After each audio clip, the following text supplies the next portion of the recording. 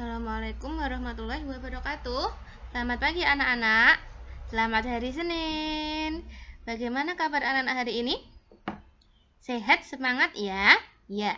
Setelah tadi kita anak-anak belajar bersama Bu Fat, ini Bu Nana sampaikan ringkasan materi di pembelajaran yang ketiga. Oke, sebelum kita mulai pembelajaran, kita berdoa dulu menurut agama dan kepercayaannya masing-masing. Berdoa, mulai. Selesai.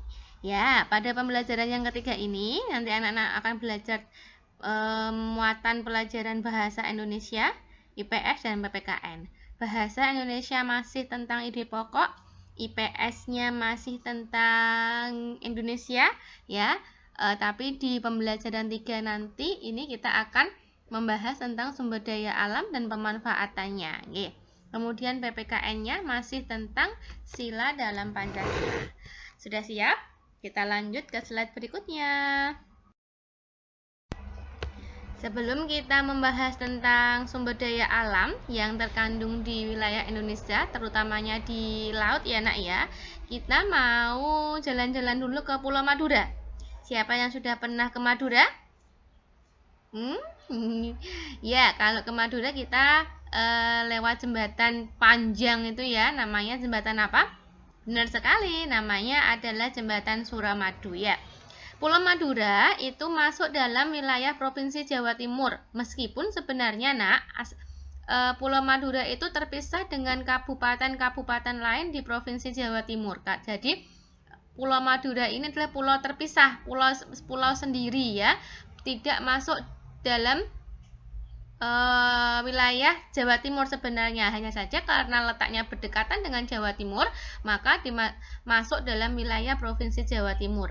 Dan Pulau Madura ini merupakan pulau yang terpisah dengan Pulau Jawa, dipisahkan oleh Selat Madura ya. Selat itu apa kemarin? Selat adalah laut sempit yang memisahkan dua pulau.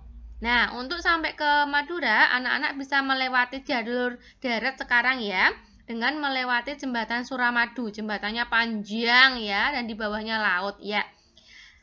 Jembatan Suramadu ini merupakan salah satu kemajuan pembangunan nasional ya, kita harus bangga bisa membangun jembatan di tengah laut. Kalau anak-anak pernah terlintas di pikiran bagaimana ya bangunnya ya, terus membuatnya semen gimana ya, membuatnya beton gimana ya. Nah ya nanti itu anak-anak bisa temukan jawabannya kalau sudah belajar di bidangnya ya.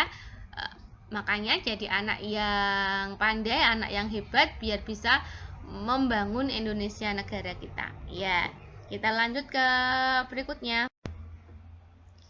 Ini di slide berikutnya, ini adalah kondisi geografis Indonesia ya. Kondisi geografis Indonesia kemarin terletak di antara dua benua dan dua samudra ya nak ya. Masih ingat nggih?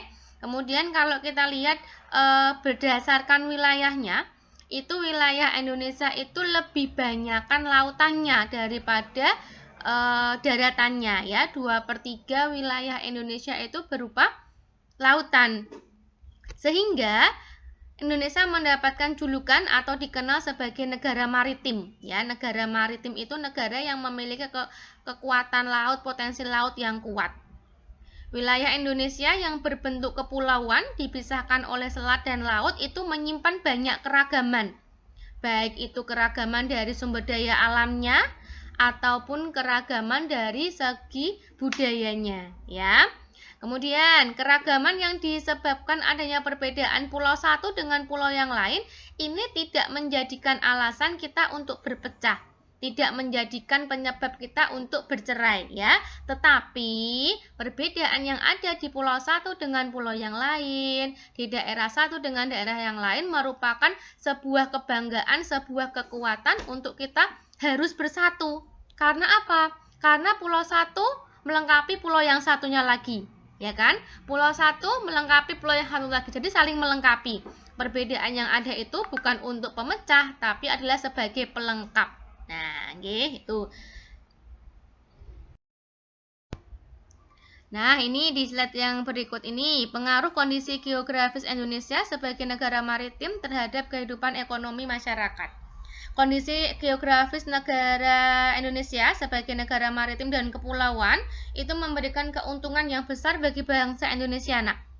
Cakupan wilayah laut yang begitu luas itu pasti menyimpan sumber daya alam yang potensial, baik hayati seperti aneka jenis ikan, terumbu karang, maupun non-hayati seperti wisata bahari dan sumber energi minyak.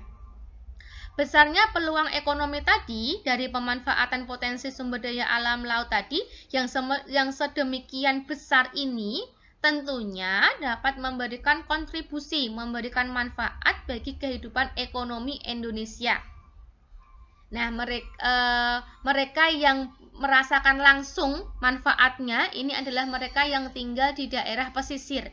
Jadi, masyarakat yang tinggal di daerah pesisir ini secara langsung memanfaatkan sumber daya alam lautnya, ya, karena wilayahnya dekat dengan pemukiman mereka, tempat tinggal mereka. Mereka bisa jadi nelayan, pengrajin kapal, petani rumput laut, ya kan? Nah, seperti itu ya. Ini pemanfaatan sumber daya alam laut.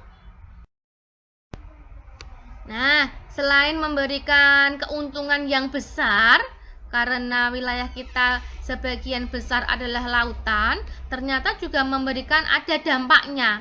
Dampak letak dan kondisi geografis Indonesia. Dampak itu biasanya ada yang positif dan ada yang negatif. Ini kita baca ya. Beberapa dampak yang diakibatkan oleh letak geografis bangsa Indonesia. Komunikasi dan interaksi antar penduduk menjadi lebih mudah, baik antar warga Indonesia maupun orang Indonesia dengan warga asing, ya. Kemudian terjadinya pembauran, pencampuran, peleburan nilai-nilai antar pulau dan antar negara. Munculnya perkampungan-perkampungan etnis tertentu seperti pecinan dan kampung Arab. Terjadinya perubahan perilaku masyarakat karena pengaruh masuknya pola dan nilai perilaku dari pulau, daerah maupun negara lain. Terjadinya perpindahan ilmu, pengetahuan, dan teknologi. Nah, sekarang anak-anak pernah tidak berpikir, kok ada kampung Cina ya, kok ada pecinan ya? Nah, mereka lewat ke dulunya ke sini berarti lewat mana ya? Nah, iya, ternyata adanya kampung pecinan, kemudian kampung Arab, ya kan? Ini adalah salah satu dampak karena kondisi geografis Indonesia. Jadi dulu itu laut itu dijadikan sebagai sarana transportasi yang banyak digunakan oleh negara-negara tetangga. Nah, jadi mereka berbondong-bondong ke Indonesia. Tujuan awalnya itu adalah untuk mencari rempah-rempah. Ya, awalnya itu. Kemudian mereka mungkin merasa nyaman, kemudian tinggal di sini turun-temurun dan akhirnya menetap menjadi warga Indonesia meskipun aslinya mereka itu keturunan asing, ya kan, seperti itu. Kemudian perubahan perilaku masyarakat karena pengaruh masuknya pola dan nilai perilaku dari pulau. Nah, ini ya, ada beberapa perilaku yang berubah. Terjadinya pembauran, pencampuran atau peleburan nilai-nilai antar pulau dan antar negara. Ada nilai yang seharusnya itu berasal dari negara-negara atau daerah tertentu, kemudian karena adanya pencampuran tadi melebur atau membaur atau bertambah. Nah, seperti itu, ya.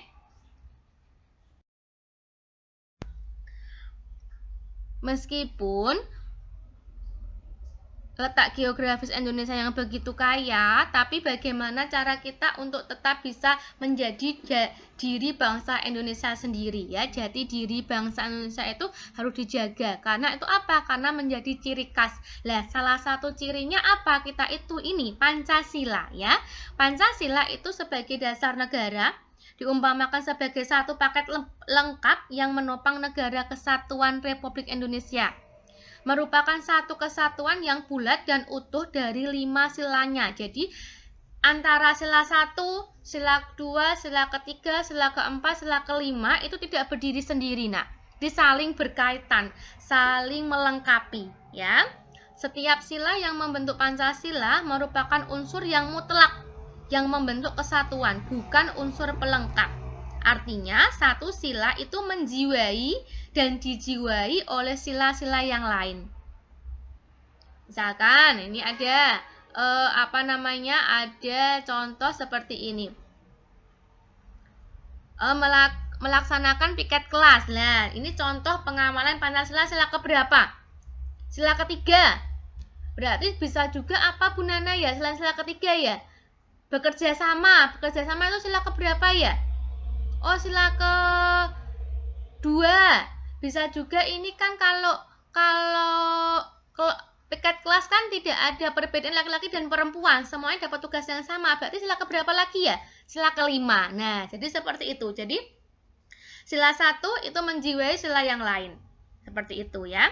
Kemudian setiap silanya membentuk Pancasila juga sebagai satu kesatuan yang mutlak, tidak dapat ditambah dan tidak dapat dikurangi. Artinya, Pancasila itu tidak dapat diubah menjadi trisila atau hanya 3 sila atau ekasila atau hanya 1 sila. Tidak, yang namanya Pancasila itu ya 5 sila, tidak bisa ditambah juga tidak dapat dikurangi. Ya.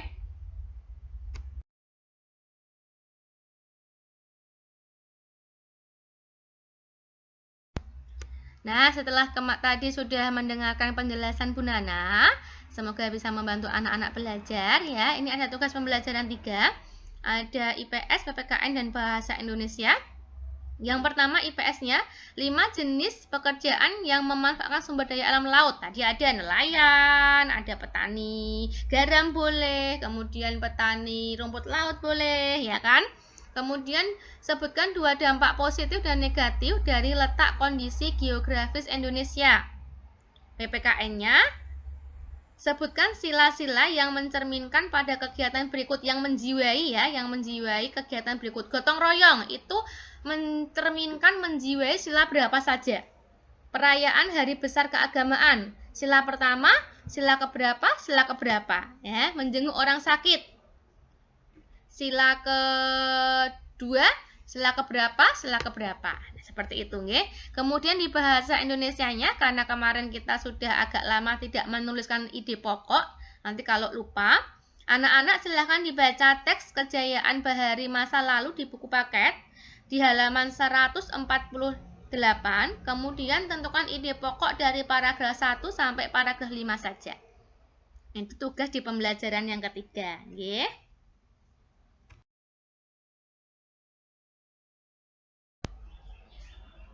Oke, kita sudah belajar tadi materinya, sudah Bu Nana sampaikan juga tugasnya. Saatnya anak-anak menyelesaikan tugasnya. Semoga tadi penyampaian materi dari Bu Nana bisa membantu anak-anak belajar ya. Nanti kalau ada kesulitan bisa tanya ke Bu Nana, WA Japri ke Bu Nana. Sekian dari Bu Nana untuk hari ini, semoga bermanfaat. Selamat belajar, selamat menyelesaikan tugas, semangat dan sehat selalu. Wassalamualaikum warahmatullahi wabarakatuh.